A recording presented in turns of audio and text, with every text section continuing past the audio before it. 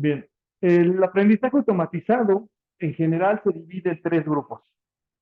Digamos que existe el concepto de aprendizaje automatizado por refuerzo, el aprendizaje automatizado supervisado y el aprendizaje automatizado no supervisado.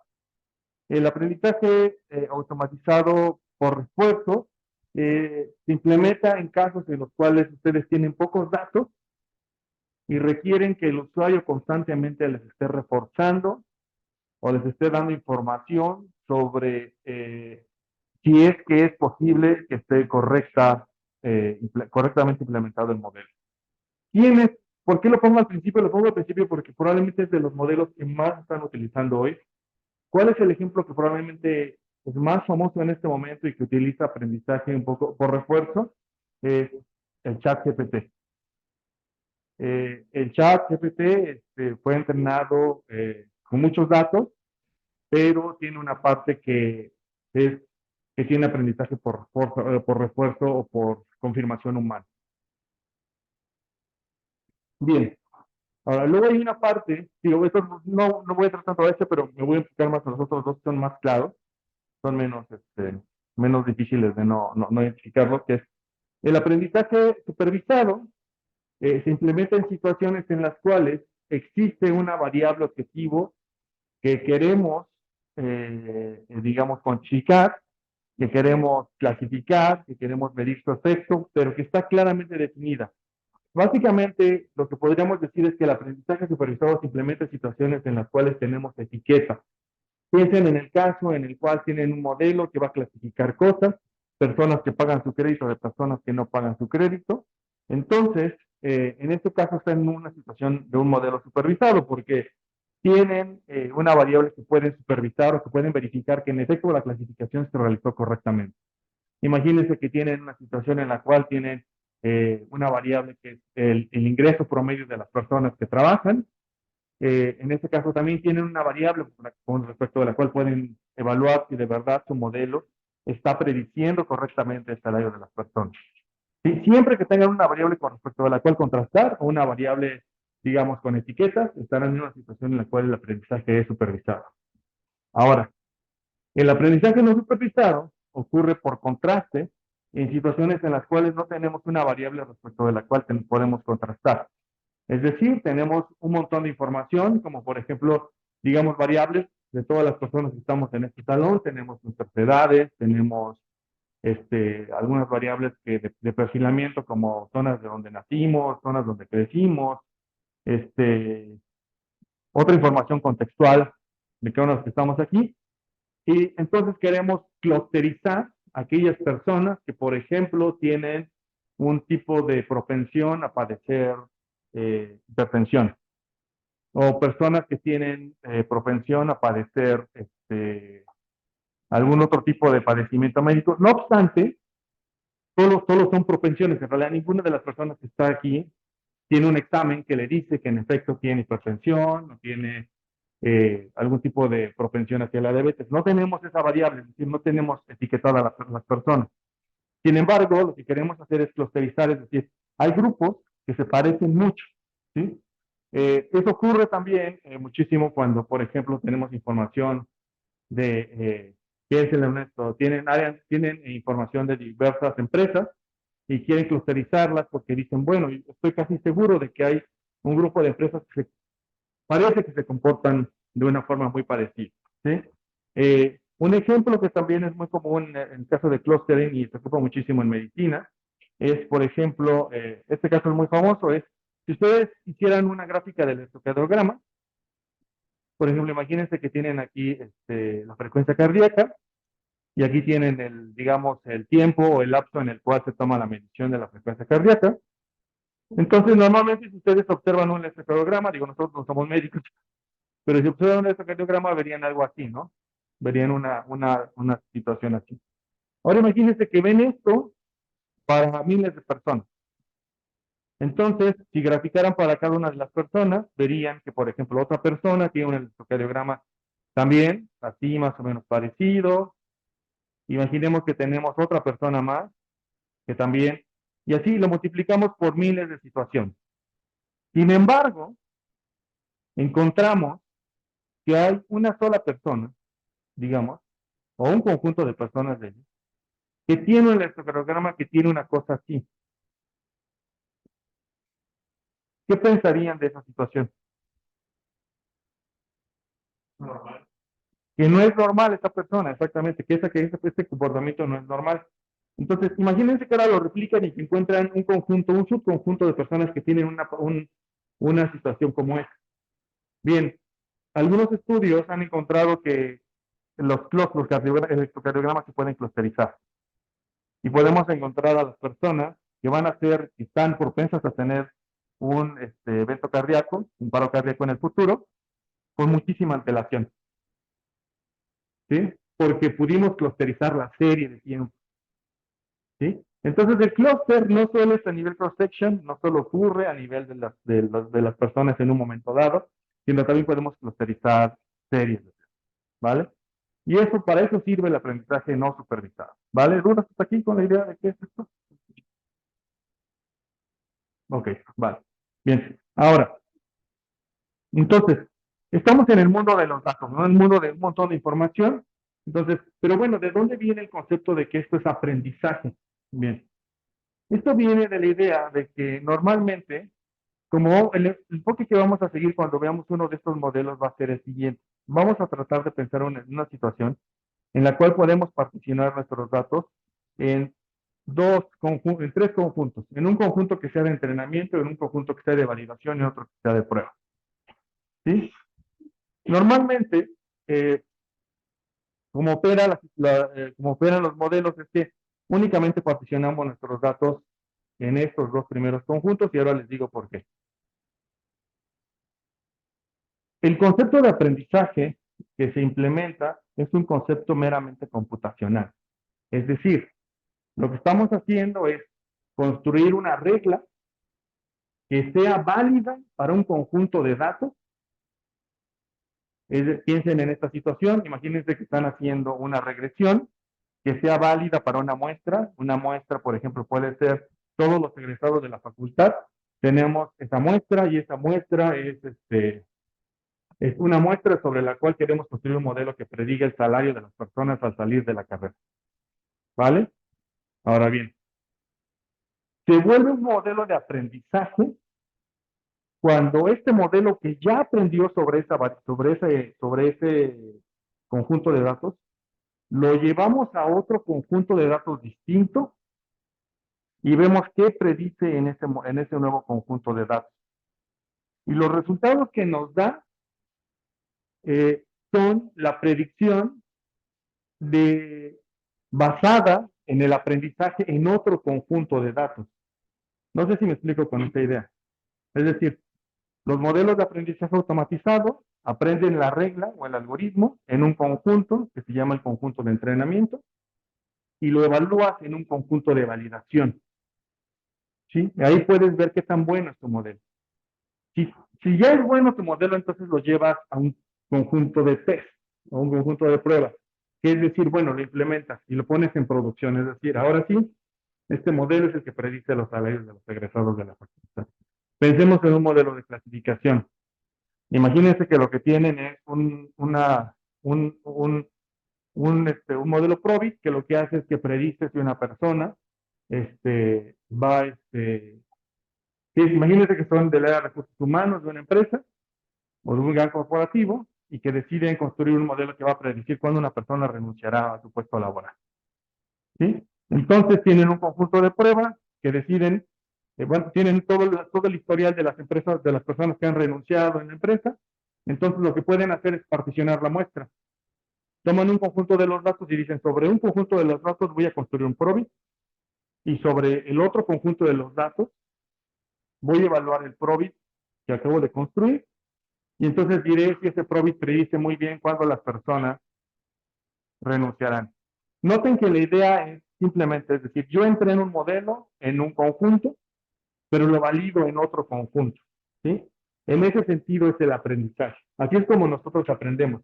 Piensen de esta manera, cuando ustedes les enseñaron fracciones en su escuela, en la escuela primaria, les enseñaron fracciones con ejemplos específicos.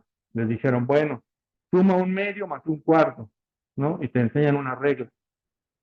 Y ahora, es decir, una vez que aprendes eso, te mandan a un conjunto de validación, que es decir, ahora te doy un tercio más un sexto. Y quiero saber qué tan bien lo puedes hacer. ¿Vale? Es la misma idea. ¿De acuerdo? Buenísimo. Sí. Ahora, cuando hagamos estos modelos, entonces necesitamos crear las métricas de qué tan buenos son. No me voy a meter a los modelos lineales porque ahí es muy fácil encontrar que la métrica, por ejemplo, en el caso si tuviéramos un modelo lineal, déjenme, déjenme hacer un espacio aquí. Si tuviéramos un modelo lineal, tendríamos en una situación en la cual tenemos que la variable es del tipo y igual a x por beta más epsilon, ¿no? Y digamos que logramos predecir y encontramos que nuestro modelo es igual a y por x por beta. Este es nuestro modelo ya. Digamos, este es nuestro beta evaluado en nuestro modelo de entrenamiento, en un train, ¿no? Y lo vamos a evaluar ahora en un nuevo conjunto. Entonces tomamos un nuevo conjunto de x. Digamos que ahora tenemos una matriz X que le voy a poner por nombre, este, digamos X, V. Digamos que ese es mi X de validación, sobre la cual tomo mi beta, que fue preparada en el conjunto de entrenamiento, y esta me va a dar una predicción de Y, V. ¿Sí? Entonces, aquí claramente puedo construir métricas de validación. ¿Como cuál métricas de validación puedo construir? Bueno, aquí se me ocurren al menos dos. Puedo tomar el R cuadrado, puedo tomar las distancias del valor real menos el valor predicho, eh, el valor absoluto y sumarla, o elevarlas al cuadrado, que es al final del día una forma muy parecida a hacer el R cuadrado. Todas estas métricas ustedes las conocen, entonces aquí en realidad no me preocupa tanto que más o menos a ustedes les queda claro que existen diferentes formas de evaluar que también predice un modelo. ¿Sí? Entonces, esas son métricas de desempeño, de qué también aprendió el modelo, evaluando en el modelo, en el conjunto de variables. Vale. Ahora, lo que es más interesante son los modelos de clasificación. Los modelos de clasificación tienen, digamos, que dos posibles respuestas, ¿no? Entonces, digamos que los modelos de clasificación son modelos en los cuales nuestra situación es en la que la variable y tiene dos posibles respuestas, 0 y 1. ¿Sí? Entonces, digamos que construimos un modelo que nos dice la probabilidad de que ocurra 0 y 1, y ahora lo llevamos al conjunto de validación y buscamos lo que predice. Entonces, digamos que la nueva predicción también es una forma de Y gorrito que también nos predice cuándo puede ser 0 y cuándo puede ser 1. ¿Sí? Esto lo podemos transformar en una matriz que se llama matriz de confusión. Entonces, la matriz de confusión, la confusión lo que trata de hacer es graficar o esquematizar cuando, por ejemplo, digamos que de este lado tenemos los valores reales, es decir, los verdaderos valores, digamos esta Y. El verdadero valor lo colocamos aquí. Cuando la clasificación es positiva y negativa, digámoslo en general, pero podría ser simplemente 0 y 1, cuando es 0 y 1. ¿Y cómo predice el modelo? Y digamos que cómo predice el modelo lo colocamos aquí, ¿no? Y aquí están las predicciones. Y entonces lo que podemos hacer es simplemente evaluar eh, si cuando el modelo predice 1, en verdad era 1, ¿sí? La verdadera etiqueta 1. Esto les llamamos true positive, ¿no? O verdaderos positivos. Pero cuando predice 0, pero el verdadero valor era 1, entonces eso le decimos falsos negativos, ¿no? Eso en realidad se equivocó, ¿no? Porque era un valor que era positivo, pero lo puso como negativo. Digamos que por el caso contrario, digamos que a los negativos, que los pone positivos, los ponemos como falsos positivos, y a los que son negativos, que de verdad eran negativos, los ponemos como verdaderos negativos, ¿no? Entonces, esta es una matriz de 2 por 2, porque solo predice, digamos, es un modelo binario. Ahora, esta expresión media se puede extender a un modelo más amplio. Ahora imagínense que tienen un logit ordinal en la cual tienen muchísimas categorías, digamos, 5 o 6 categorías. Esta matriz de confusión la pueden hacer para ese nivel de categoría, ¿no? Ahora sería una matriz más larga, pero tendrían todos los posibles casos, ¿no? Entonces, digamos, el modelo predice muy bien si los datos de la diagonal son más grandes que los datos fuera de la diagonal, ¿no? Entonces, creamos métricas de evaluación de este tipo de modelos. Y las tres métricas más famosas son estas. Es precisión, que es evaluar los verdaderos positivos, es decir, cuando clasificó bien, respecto de los verdaderos positivos y los falsos positivos. ¿Sí? Es decir, qué tan bien clasificó a los unos, por ejemplo. O podemos ocupar otra que se llama recuperación, que es evaluar a los verdaderos positivos respecto de los verdaderos positivos y de los falsos. Son dos métricas que son muy comunes para evaluar que también clasifican. En realidad, entre más se acercan ambas métricas a uno, su modelo es más exacto. ¿Sí? Es muy parecido al R cuadrado. Entre más se acerca a cero, es muy malo el modelo. Entre más se acerca a uno, es muy bueno el modelo. ¿Vale? Pero tenemos por otro lado el F1 score, que es este F1, que es como la media aritmética entre las dos.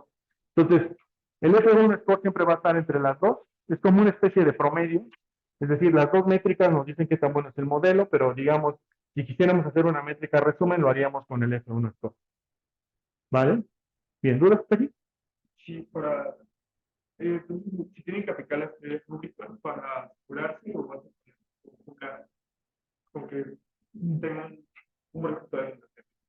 Yo diría que las tres deberían evaluarse, pero muchas veces con precisión es suficiente. ¿Qué tan bueno? No olviden algo, cuando estén en el mundo del aprendizaje automatizado, a diferencia de en el mundo de la econometría convencional, es aquí no nos importa tanto el modelo teórico detrás. Los modelos de clasificación de aprendizaje de máquinas son basados básicamente en qué tan buen desempeño tienen los modelos dado un conjunto de variables. Así sean variables absolutamente ridículas para nosotros en un contexto de pensamiento económico, ¿no? Por ejemplo, si ustedes hablan con, con la gente que hace modelos para clasificar personas que son propensas a robar en las tiendas departamentales, ellos les van a decir que la manera en que pueden predecir que una persona puede robar en una tienda departamental depende incluso de la forma en que caminan dentro o cuando están por entrar a la tienda departamental, ¿no? Entonces, eh, pero eso no tiene mucho sentido porque no hay un modelo que nos diga a nosotros al menos que eso debería ser relevante, ¿no? Quizás hay alguna razón, pero no al menos no en el contexto de la economía, ¿no? Este, bien, entonces un poquito como para que distingan que a veces esos modelos de aprendizaje automatizado son más laxos en ese sentido, ¿no? Si ustedes, cuando estén trabajando y en algún momento de su vida deciden que quieren irse por esta vía, por la vía de la ciencia de datos más o del machine learning, se van a dar cuenta que hay una serie de cosas bien extrañas en los modelos que hacen. ¿Sí? A ver si luego le pedimos a Omar que nos platique un poquitito por qué él hace este tipo de cosas en un banco, ¿no? ¿Vale? Bien. Entonces, bien, me quiero ir a la parte práctica. ¿Alguna duda hasta aquí? Bueno, yo solo tenía una duda sobre los textos de la información. Entonces, se obtiene información que es como el conjunto más grande, ¿no? Sí. Y eso se particiona, dijo que cuando pueden ser tres, generalmente dice que solamente en dos. Dos. Entonces, en la proporción de información de cada uno de los conjuntos es la misma o No. una más grande que otra. No, hay una regla de dedo. Es muy buena pregunta. O sea, por ejemplo, en el mundo de total de los datos, digamos que este es tu total de dataset, pensámoslo, más o menos el 70% se ocupa para entrenar modelos y el 30% para validar. Más o menos, esa es la regla de dedo. ¿Sí? Ahora, ¿cómo se selecciona cuando estás en el conjunto de entrenamiento y cuando estás en el conjunto de validación? Es una selección aleatoria normalmente. ¿Sí? Entonces, vamos a hacer muestreo aleatorio para separar este tipo de... De hecho, ahorita lo vamos a separar este tipo de... ¿Vale? Ok, buenísimo. Entonces, me voy a ir al ejemplo, si no tienen problema, ¿no? Entonces voy a empezar hoy vamos a ver dos rutinas. En el GitHub tienen el que se llama clase 13, que es Intro to Statistical Learning, y el clase 14, que es Ordered Logic ML. ¿Sí? Entonces voy a empezar con el clase 13. Yo voy a trabajarlo local, si ustedes pueden trabajarlo en Colab, está bien. Entonces, bien. Voy a empezar con clase 3. Clase 14 lo vamos a hacer en R, ¿vale? Clase 13. Entonces, vamos aquí a trabajar con un ejemplo clásico de libro de texto. Este es un dataset que es una simulación, en realidad no son datos reales, pero trata de representar una situación que podrían enfrentar cuando analicen datos de este tipo.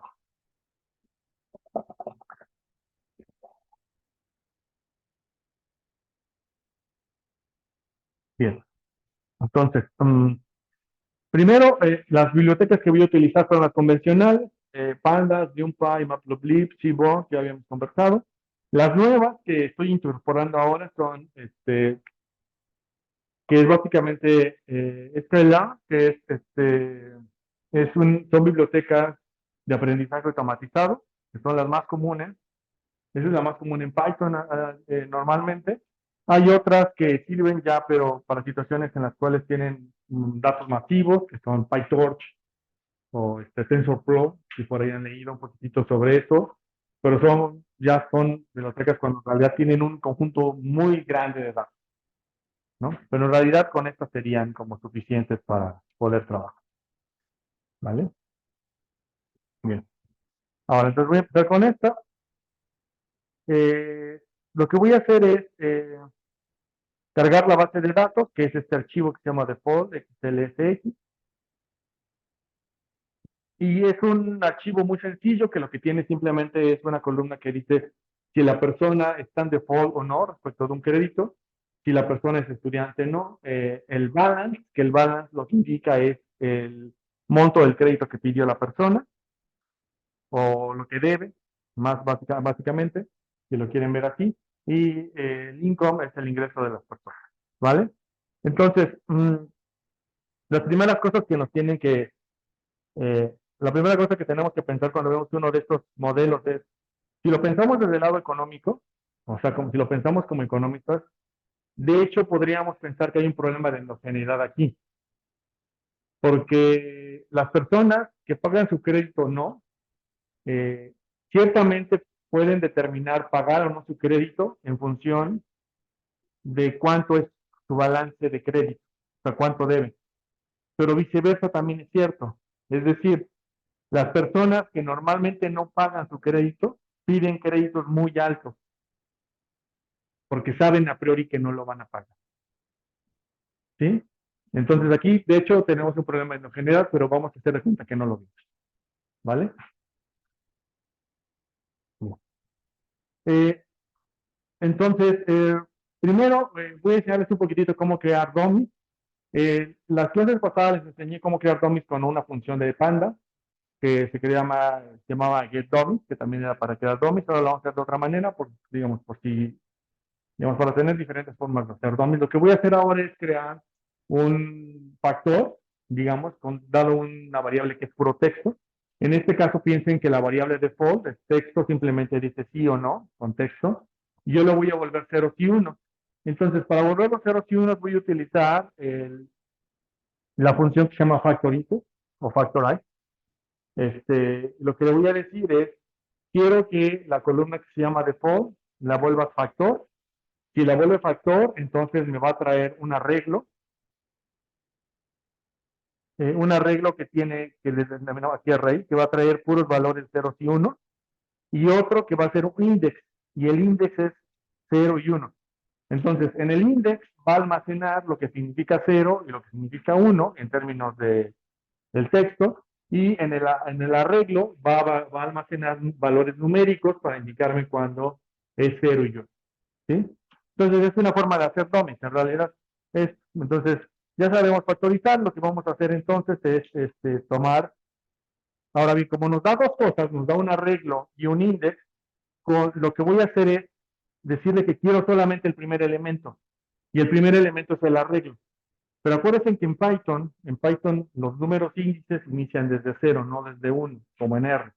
Entonces, si quiero el primer elemento, ese es el elemento 0. Entonces, por eso es que en este renglón pongo, quiero que al data frame de la columna de default lo factorice y me traiga el primer elemento. Y el primer elemento es el elemento 0.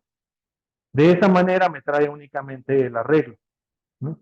Entonces, voy a hacer lo mismo para las dos columnas, para default y para student.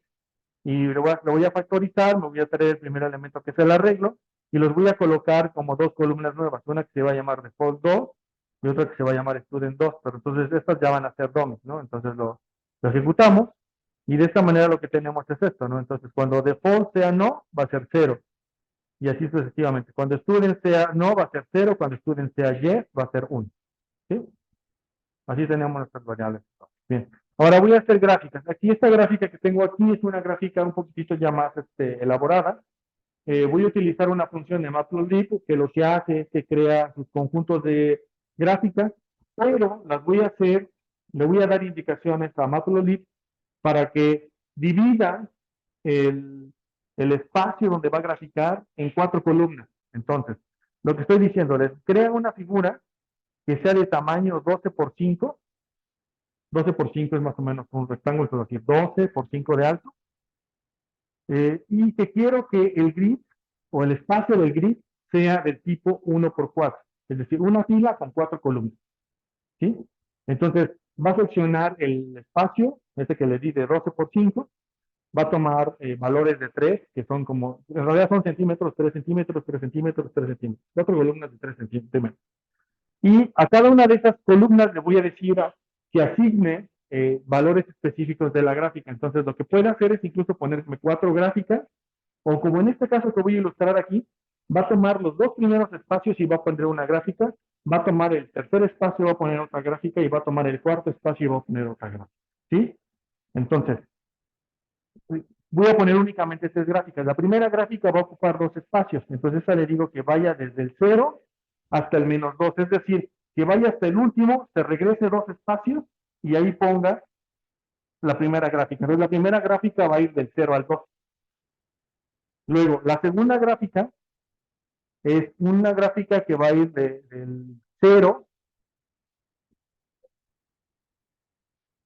hasta el -2. Sí, del 0, que va a estar ubicado en el 0 y en el -2, pero exactamente entonces en el 0 -2. Eso quiere decir que es la tercera columna. Y la última va a estar en el 0 -1, que es decir, en la última, exactamente última columna. Entonces dividí mi espacio en 4, y esos 4, a los primeros 2 espacios pongo una gráfica, y en los últimos 2 pongo 2 gráficas. Eso es lo que estoy haciendo en en estas primeras líneas de código. Estoy, digamos, dibujando mi gráfico. Pero no le he dicho que grafique, no solamente le he dicho ahí vas a poner los gráficos. Lo que voy a hacer es tomar el data frame y primero voy a extraer de mi data frame aquellos que son default 0, es decir, aquellos que sí pagaron su crédito, ¿sí? Y voy a tomarme únicamente el 15% de ellos, ¿sí? Bien, aquí acuérdense que hay una regla bien importante. Normalmente, los datos que son de credit scoring o de personas que pagan sus créditos están altamente desbalanceados. Las personas que pagan sus créditos son significativamente más que las personas que no pagan sus créditos, porque si no, no sería sostenible la figura de un banco, ¿sí?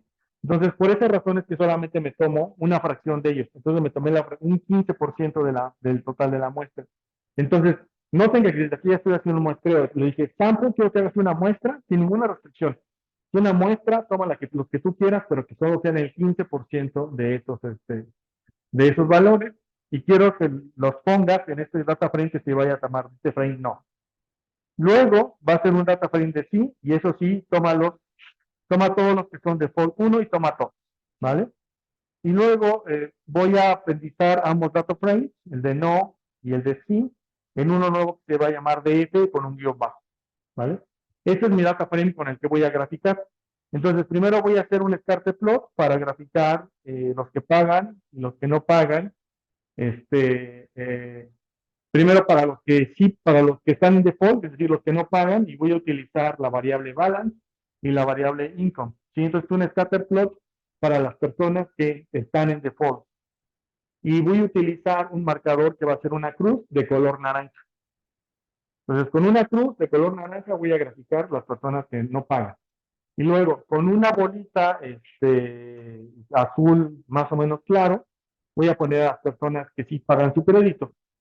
Y al final voy a poner simplemente dos bot plot, que son las famosas cajas de bigotes que ustedes conocen de estadística, ¿vale? Entonces, este es mi gráfico, un poquito complicado, pero es mi gráfico, pero tiene un sentido específico. ¿Por qué lo quiero hacer? Vale. Entonces, veamos los datos. ¿Qué es lo primero que podemos notar? Veamos el panel derecho, perdón, el panel izquierdo. El panel izquierdo lo que nos dice es que la relación balance, o es decir, lo que me debe la persona, supongamos así, respecto de ingreso, parece ser que no tienen una correlación específica. Pero lo que sí podemos ver es que los que son balance muy altos está muy correlacionado con el hecho de que no pagan su crédito. Y los que son balance muy bajos está muy correlacionado con que sí lo pagan. Acuérdense que los que son cruz naranja no pagan crédito. Y los que son bola azul sí pagan su crédito. Pero el ingreso es irrelevante. Entonces, esto básicamente, si quisiéramos hacer un aprendizaje no supervisado, es decir, si no tuviéramos un label para identificar cuándo las personas pagan o cuándo sí pagan, es decir, imagínense que no tenemos etiquetadas las muestras, podríamos hacer un clúster y podríamos identificar que la masa que está por encima de casi 1,000 y algo de dólares, son los que no pagan su crédito, ¿sí? Podríamos hacer este clúster de esas cruces naranjas, ¿vale? Pero sí tenemos esa etiqueta, entonces no estamos en esa situación, pero podemos ver o comprobar nuestra hipótesis con los box plot y podemos ver que en efecto la variable que puede decirnos cuándo las personas pagan o no pagan su crédito es el balance, ¿sí? Vale. Ahora hagamos entonces la regresión logística. Bien, entonces para hacer la regresión logística voy a tomar la variable que se llama balance y la variable que se llama default. Voy a tomar como datos de entrenamiento toda la muestra y como conjunto de prueba voy a tomar una línea recta que se va a formar entre el valor mínimo y el valor máximo de los valores que están en balance. Es decir, voy a tomar el valor más pequeño de balance y el valor más alto de balance y voy a generar una línea recta en eso y sobre eso voy a evaluar mi modelo. ¿Sí? Estoy haciendo un dato de prueba artificial, en realidad. Entonces, sí. Lo único que estoy haciendo es tomar un objeto que es un data frame y le estoy diciendo que lo vuelva a recto. Ese es el reshape. Sí, gracias por todo. Eso significa reshape. De hecho, aquí cuando lo ves en train, normalmente, como viene de un data frame, debería de ser una columna, ¿no? Y no te da un vector, te da un array, ¿vale? Para eso sirve, ¿vale? Y veamos el XTest. Y el XTest es simplemente una secuencia que va desde el valor más pequeño del balance hasta el valor más grande del balance. Bien. Ahora, veamos la regresión. Lo voy a hacer primero con la biblioteca Scikit-Learn. Lo que voy a hacer es tomar Logistic Regression. Quiero que la resuelva por el método NeoBrowser y que tome la variable de entrenamiento y la variable y que calcule la probabilidad sobre el conjunto de pruebas. ¿Sí? Entonces, esa es la lógica de entrenamiento, de aprendizaje, ¿no? Construyo un modelo sobre el conjunto de train o de entrenamiento y evalúo sobre el conjunto de pruebas. ¿Sí? Evalúo las predicciones. Entonces, eso es lo que hago aquí y vamos a graficarlo. Entonces, ¿qué es lo que voy a hacer en esta gráfica? Voy a hacer un gráfico de dos paneles. Entonces, De un lado, voy a poner, de este lado del panel derecho, voy a tener como digamos, en cero están las personas que sí pagan su crédito, en uno las que no. Simplemente, si ustedes ven, es una variable así como de dos ceros y unos, ambas variables. El que está del lado izquierdo es una aproximación lineal. Entonces, es decir, si yo hiciera un modelo lineal, la línea azul es lo que podría capturar.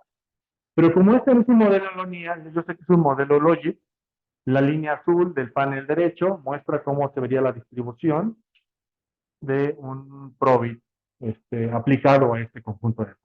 ¿Vale? Solamente para eso está gráfico. ¿Dudas hasta aquí? La izquierda es una la De derecha hecho, es una. exacto, exacto. Sí. Es para ilustrar por qué no deberíamos utilizar un modelo lineal aquí. A ver, ahora, veamos ahora una estimación, pero analicemos ahora los coeficientes. Pues, ¿cómo podemos hacerlo? La gente que hace aprendizaje de máquina utilizando únicamente las bibliotecas de Machine Learning tiene un problema muy común, que es que las bibliotecas de Machine Learning solo están diseñadas para decirte los coeficientes. No le importa hacer pruebas estadísticas sobre los coeficientes, es decir, si son significativos o no, no es tan relevante. Lo importante es que clasifique bien. Eso es lo importante. ¿Sí? Entonces, si ustedes utilizan una biblioteca que es de Machine Learning o basada en el que hace Machine Learning, como en el caso que voy a ilustrar ahora, ustedes van a encontrarse que lo que pueden imprimir únicamente son los coeficientes, como en este caso. Solo podemos imprimir el coeficiente del asociado, en este caso a la variable balance, y el intercepto.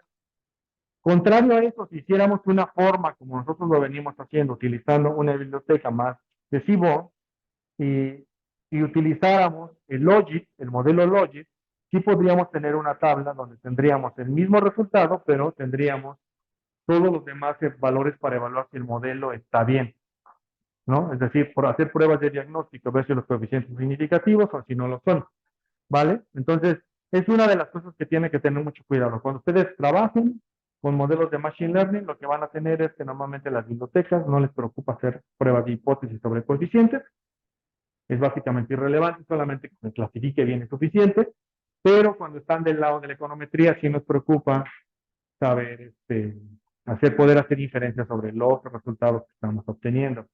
Yo mi recomendación es mejor, si les da los mismos resultados, mejor utilicen las bibliotecas tradicionales de nosotros, pero utilicen digamos, el enfoque del machine learning. Esa sería como mi sugerencia, ¿no? Pues es un summary de lo que les da. Aquí, si agregáramos una variable más, que sería student, por ejemplo, los resultados que nos da, pero me quiero ir a esta parte, que es la regresión múltiple. Veamos la regresión múltiple, que es agrego el balance, el ingreso, y si es una persona que es estudiante, y vemos los resultados. Los resultados nos muestran que básicamente, si estuviéramos evaluando como un modelo Probit, lo que veríamos es que en efecto el balance es la única variable que es estadísticamente significativa para nosotros. El ingreso no lo es, y ser estudiante también es estadísticamente significativo. ¿Sí? Pero lo que queremos hacer es ver qué también clasifica. Entonces vamos a ver qué también clasifica este modelo, ¿no? Digamos, ya tenemos este modelo, que lo hemos entrenado en todo el conjunto de datos que tenemos. Estamos entrenándolo sobre 10.000 observaciones. Tenemos, sí, 10.000 observaciones. Y vamos ahora a crear una matriz de confusión. Entonces, lo que voy a hacer es lo siguiente. Entonces, es, si hago la matriz de confusión, no es una matriz de confusión, perdón, si hago una matriz de clasificación, lo que puedo ver es que los estudiantes que no pagan se ven de esta manera. Pero déjenme ver, creo que aquí tengo la matriz de confusión para eso. No, no, perdón, la matriz de confusión la dejé para el otro ejercicio. Sí, sí, sí, perdón, aquí le puse matriz de confusión, pero no era una matriz de confusión. Tengo un error ahí. Me disculpo. Vale, lo que quería aquí graficar es simplemente el resultado. Vale. ¿Alguna duda con este modelo? ¿No? Resumen de lo único que quiero ilustrar es el enfoque, es cuando ustedes trabajan con Machine Learning, ¿Qué les preocupa cuando ustedes trabajan con econometría? ¿Qué es lo que les preocupa? ¿Vale? Bien. Veamos ahora sí un ejemplo ya más real. Valga la redundancia. ¿Vale? ¿Dudas? ¿Hasta aquí? Este es simplemente una matriz de frecuencia. Aquí es una matriz de frecuencia, que es básicamente. Sí, yo me equivoco. Pero, ¿vale? Bien. Voy a cambiar ahora, me voy a ir al otro ejercicio. El otro ejercicio lo vamos a hacer en RStudio. Entonces me voy a ir a clase 14.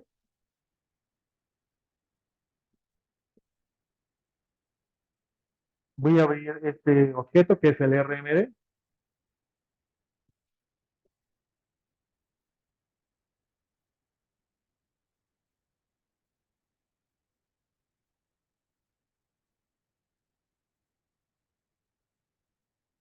Bien.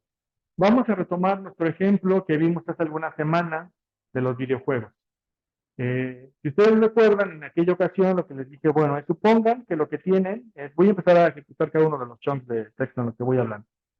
Si ustedes recuerdan, nuestro problema era que lo que teníamos era una situación en la cual alguien nos preguntaba cuál es la probabilidad de que un videojuego que es lanzado en un momento dado pueda generar menos de $1 millón, entre 1 y 5, más de 5, pero menos de 20 y más de $20 millones en su primer año de lanzamiento. ¿Sí? Entonces, es una medida de éxito, es un order logit o un order probit. Lo que vamos a hacer entonces es crear un modelo de aprendizaje de máquina sobre este problema. Entonces voy a importar los datos, el objeto se llama datos. Los datos que tenemos son 36.615 videojuegos, observaciones de ese número de videojuegos que tenemos características como las siguientes. Vayamos a ver las características. Tenemos el precio, el año de lanzamiento, el mes en el que se lanzó, el número de comentarios positivos, el número de comentarios negativos, cuántos followers tiene, cuántos reviews tiene, el score que se lo asigna GameStat, si no mal recuerdo, y a partir de Adventure hacia lo demás son tags, es decir, son la forma en que se taguean los videojuegos. Por ejemplo, en este caso, este videojuego, este primer videojuego es un videojuego que es tagueado como Survival, entonces es un juego de supervivencia. También tenemos videojuegos de Adventure y un montón de otros tipos de videojuegos. Las domis no son excluyentes, es decir, un mismo videojuego puede ser tagueado en más de una categoría, entonces son diferentes categorías, ¿vale? Entonces, ahora, lo que voy a hacer es simplemente volver primero variable categórica ordenada, la variable de ingresos. Entonces, primero observemos, hagamos un conteo muy rápido. Si vemos aquí, aquí se ve que la variable que tiene más datos es la de menos de $1 millón de ingresos, menos de $1 millón de ingresos en el primer año. La voy a volver ordenada, entonces la voy a utilizar el comando factor. Factor de esta variable es ordenada, ¿sí? Y los niveles son estos. En el orden que le dé los niveles, es el orden que va a seguir. Yo podría cambiar el orden, por ejemplo, podría poner el 4 al inicio y diría que es el primero es el menos valioso y así sucesivamente. Ustedes aquí pueden decidir cómo es el orden. Es importante porque a veces quieren evaluar un problema, por ejemplo, de si, digamos, tiene calificaciones buenas, malas o regulares, y dependiendo de cómo las vean, quieren ordenarlas, que las malas sean las primeras o las buenas sean las primeras. ¿Vale? Y ahora, ya que cambié a una variable ordenada, voy a crear un conjunto de variables categóricas para incorporar comentarios positivos y followers, dado que los comentarios positivos y la variable de followers tiene una gran variabilidad. Es decir, hay videojuegos que tienen comentarios positivos muy pequeños y hay videojuegos que tienen comentarios positivos muchísimos, ¿no? Entonces, para, digamos, eliminar esa variabilidad que puede traernos ese tipo de variables, lo que voy a hacer es volverla categórica de esta manera. Voy a crear solamente 3 categorías, 4 categorías en realidad con cada una de estas variables. Entonces, ejecuto esta línea. Aquí tengo una tabla de estadísticas descriptivas que no voy a detener a analizarla aquí, no, creo que ya lo hemos conversado la clase pasada, también para los de la categoría de menos de 1 millón. Entonces, lo que voy a hacer es lo siguiente, es, para la que es la categoría de menos de 1 millón, voy a hacer un subconjunto, solo me voy a quedar con esa categoría. Como yo sé que está desbalanceado mi problema, es decir, que la categoría menos de $1 millón tiene muchísimos datos, entonces esa es la estrategia que voy a seguir. Déjenme dibujarla aquí.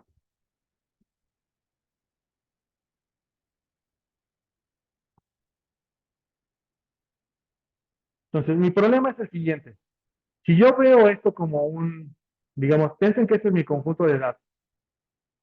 Lo que yo tengo es lo siguiente, la categoría 1 es casi todo el conjunto de datos y las otras categorías están particionadas aquí abajo, ¿sí? Entonces, si yo implemento un modelo estadístico sobre este conjunto de datos, cuando yo le pregunte por la probabilidad de que una variable esté en la categoría, por ejemplo, la categoría 2, me va a salir que esta probabilidad es muy cercana a 0, por una razón de frecuencia. Es decir, la categoría más probable es la 1.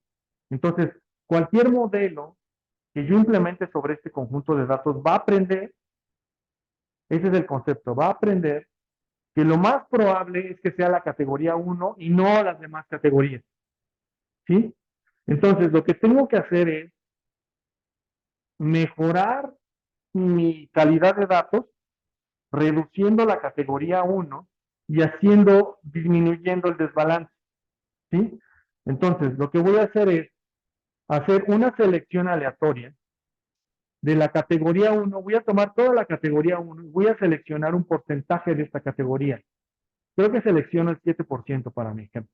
Voy a seleccionar todo el 7%, solo voy a tomar ese 7% y lo voy a llevar a reformular mis datos para que ahora mi estructura de datos sea más pareja. La categoría 1 sea así, la categoría 2 sea de esta manera, la categoría 3 y la categoría 4, menos desbalanceado, para que entonces mi modelo aprenda que sí es probable que las demás categorías ocurran. ¿Sí? Ahora bien, esto tiene un pequeño problema. El problema que tiene es que puedo desinflar, digámoslo de esta manera, la categoría 1 artificialmente, cuando en realidad, es decir, el modelo real debería ser que lo más frecuente es que sean categoría 1 los videojuegos, pero yo artificialmente disminuí esa categoría. Entonces, ¿cómo evalúo si me estoy equivocando? Bueno, lo que voy a hacer en este caso específico es que mi modelo va a aprender sobre un conjunto de datos como el que tengo en este cuadrado rojo. Entonces, digamos que una vez que aprende aquí, ahora lo voy a probar sobre otra vez toda la muestra, la que está desbalanceada. Y voy a ver qué también predice. Entonces, si mi modelo entrenado en una categoría así, en un dataset artificialmente reducido, puede predecir suficientemente bien los datos originales, quiere decir que entonces mi modelo es un buen modelo o que aprendió suficientemente bien. ¿Vale? ¿Dudas con el enfoque? Buenísimo. Vale. Entonces ahora sí me voy a... Entonces, tomo la categoría 1, que es la de menos de $1 millón. Ah, perdón, y voy a tomar solamente el 5%. Aquí corrijo, no es 7, es 5. Aquí es 5%. Voy a tomar el 5%. El 5% de los datos los voy a tomar. Entonces voy a tomar aleatoriamente solamente 1,700 registros. ¿Sí? Entonces, y esa se va a llamar esa categoría. Ya una vez que los tengo ahí seleccionados, entonces los voy a agregar a mi dataset para que quede de esta manera. Noten cómo es que queda menos desbalanceado. Ahora tengo, en la categoría 1 tengo 1,700 videojuegos, en la 2 casi 500, en la 3 162 y en la 4 61. Está menos desbalanceado que mi escenario anterior. Mi escenario anterior era este, en el cual 35,000 videojuegos estaban en la categoría 1. ¿Sí? Entonces, significativamente los disminuye. ¿Vale? Vale. Me regreso aquí. Ya una vez que lo hice, entonces ahora sí voy a separar mis datos en un conjunto de entrenamiento y en uno de validación. Entonces, tengo, voy a tomar la función que se llama crear una partición de datos, le voy a dar mis datos, que es esta variable, y noten que lo que le voy a decir es, quiero que hagas una partición, pero una partición, ¿cómo se llama? Considerando la categoría. Se llama, en estadística se llama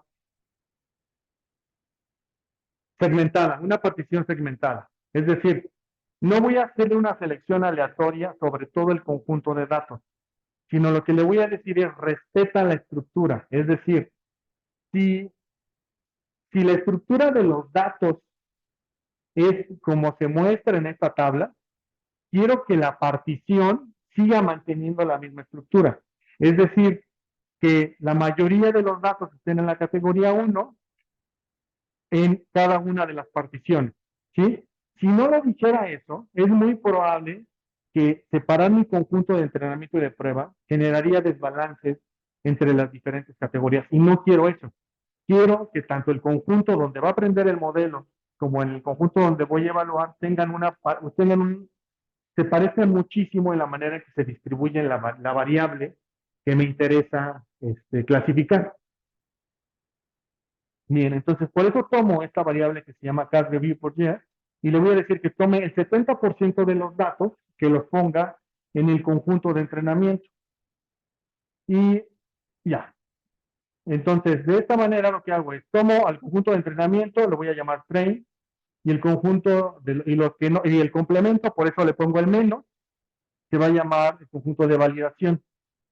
Entonces, noten esto. Entonces, aquí, por ejemplo, en mi conjunto de entrenamiento, que es el train, tengo 1190 en esta categoría y en el conjunto de validación tengo 510.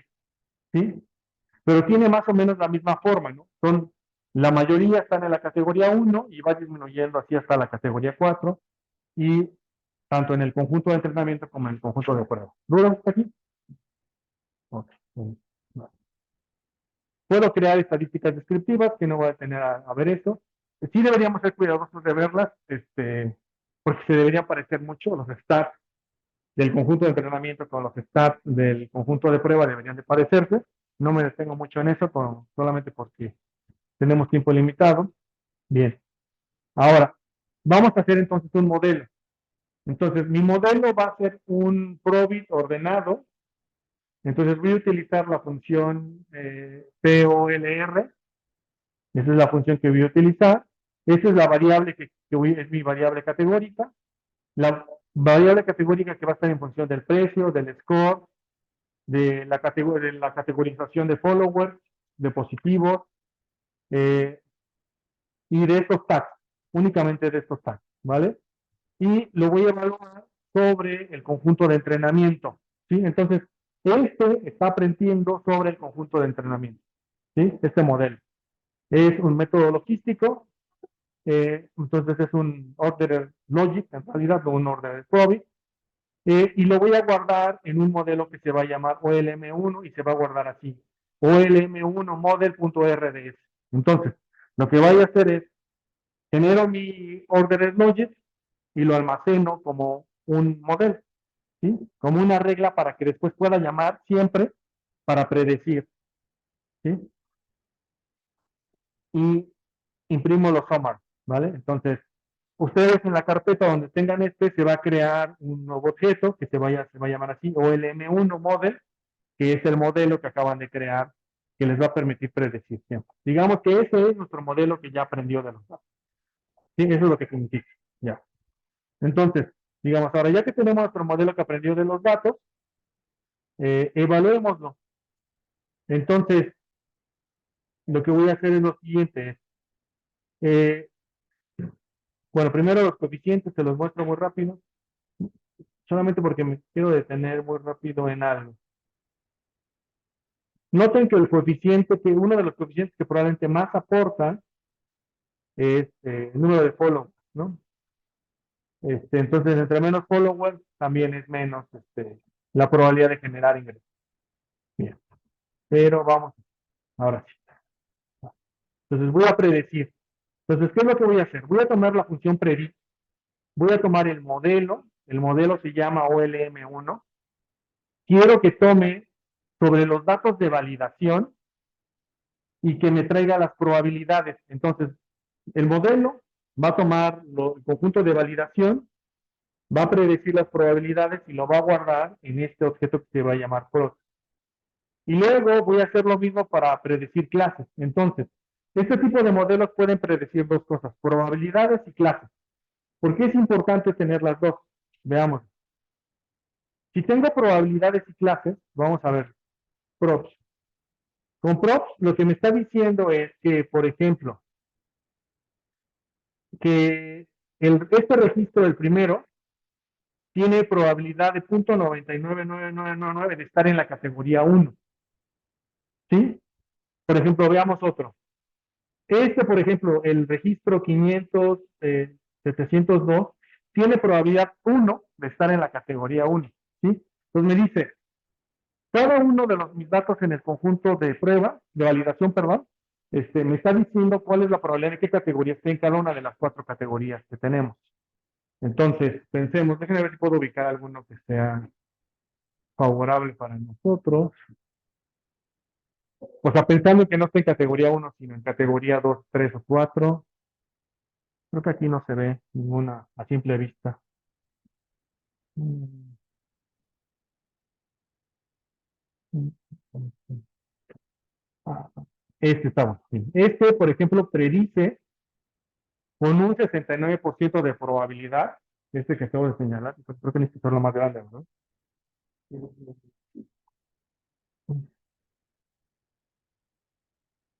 Que no se deja hacer más grande. Perdón, mil disculpas, pero es este que está aquí, estoy señalando. Este que está aquí. Tiene una probabilidad de 69% de estar en esa categoría. Entonces, dadas sus características, el modelo nos dice que este debería ser un buen, si quisiéramos generar entre 1 millón y 5 millones de dólares en el primer año de lanzamiento, ese es un buen, eso debería estar categorizado, ¿vale? Ahora bien, eso sí vemos probabilidades. Si vemos class, nos dice la clase. Entonces, por ejemplo, por cada uno de los elementos nos dicen qué clase lo va a categorizar. Casi todos los ponen en la clase 1, algunos en la clase 2. Si se dan cuenta, les predice la clase, les asigna la clase. ¿Va? ¿Hasta aquí, Luna? Entre la diferencia entre props y class. Bueno, ya que los tengo, ahora lo que voy a hacer